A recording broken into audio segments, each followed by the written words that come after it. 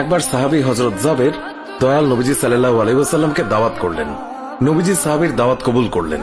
হযরত জাবের খুশিতে আত্মহারা হয়ে বাড়িতে চলে গেলেন। বাড়িতে গিয়ে স্ত্রীকে খোঁজ খবরটা দিলেন আর মেহমানদারির জন্য প্রস্তুতি নিতে লাগলেন। বড় ছেলে আব্দুল্লাহকে নিয়ে খাসি জবাই করে অন্য কাজে যখন হযরত জাবের ঘর থেকে বাইরে গেলেন, ইতিমধ্যেই হযরত জাবেরের ছোট ছেলে ঘুম থেকে উঠে খাসি তালাশ করতে লাগলো। বড় ভাই তাকে জানায় খাসিটিকে জবাই করা হয়েছে। ছোট ভাই বায়না ধরল, খাসি কিভাবে জবাই করে আমাকে তা দেখাও। অগত্যা বড় ভাই ছুরি হাতে করে ঘরের পেছনে গিয়ে বলল, এখানে জবাই করা হয়েছে। ছোট ভাই জানতে চাইল কিভাবে। বর্ণনা করে বোঝাতে না পেরে অবশেষে বড় ভাই বলল, তাহলে তুমি মাটিতে শুয়ে পড়ো, আমি তোমাকে দেখাই।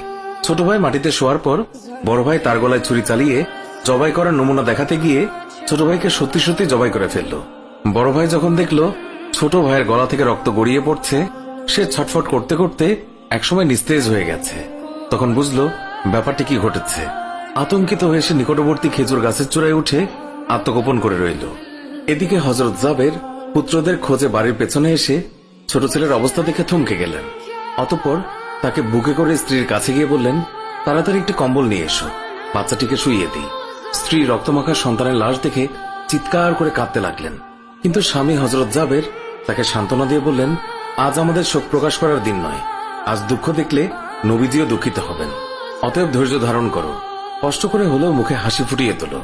তারপর তারা দুজনে মিলে ছোট ছেলেকে কম্বলে মুড়ে রান্নাঘরের পেছনে রেখে আসলেন।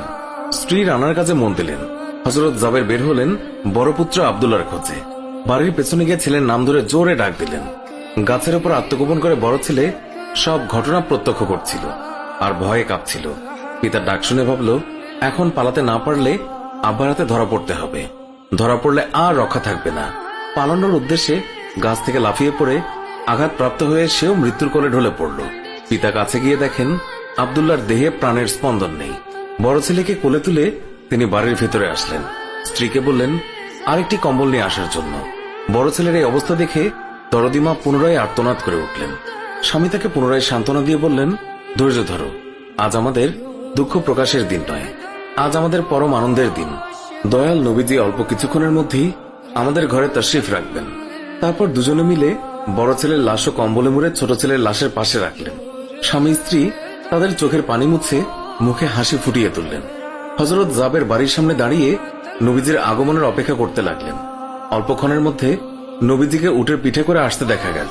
হযরত জাবের আনন্দে আত্মহারা হয়ে দৌড়ে গিয়ে স্ত্রীকে নবীজির আগমনের সংবাদ দিলেন এবং পুনরায় তিনি দৌড়ে নবীজির সামনে চলে এলেন।